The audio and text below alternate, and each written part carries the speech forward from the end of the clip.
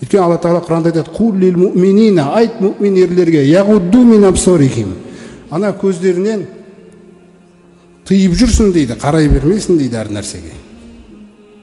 Көріп қандай мәселе.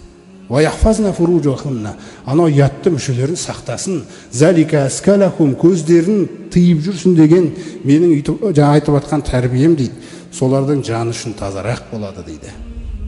Өйткені инна Аллаха хабирун бима яснаун, сөзсіз Аллах біледі олардың не істеп жүргендерін дейді. Көрдіңіз бе қандай мәселе? Сосын пайғамбарымыз саллаллаху алейхи вассалам бізге не деп айтады? "Ал-мар'ату туқбилу фи сурати шайтан".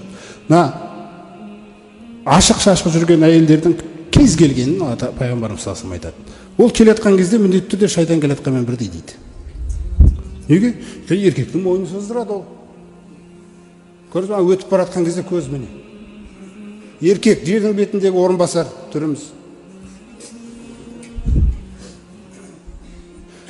Жаңағы пайғамбарымыз саллаллаху алейхи вассалам айтқанда: "Инна ауала фитнатин канат фи бани Исраиля канат фи ниса".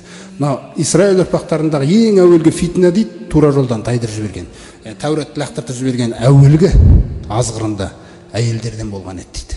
Көрдіңіз бе? Соқтан жаңа битіне көз битіп кете бермес үшін пайғамбарымыз саллаллаху алейхи вассаламға Али радиаллаху анхуға айтады ғой пайғамбарымыз саллаллаху алейхи вассалам: "Иттақин назар", ана көз салудан тыйыл, абайла дейді бұл нәрседен. "Фа инна лака лула", әуелгі көрініп қалған беті сен ол үшін сұра алмайсың дейді. Көзің бүйтіп көрініп қалды да, көрді бе? "Ва алейкал ухра", екіншісі саған қарсы болады дейді, енді жазылады қазір дейді. Көріп қалдың ба? Сосын қайтадан бүйтіп бара жатсаң, ол түсіп қалдық та, көрді бе қандай мәселе? Ол жаңағы бізді ешкім сырттан түсіріп жатқан жоқ қой, бірақ бір камера түсіріп қалды оны. Көрдіңіз бе? Алла Тағаланікі түсіріп қалды ғой бәрібір. Бірақ Алла Тағала оны өшіре салады, кешіре салады. Егер де ар жағы "Астағфирулла, мен істеп жатырмын Раббым" десе, ол өте кешірімді, өте мейірімді да.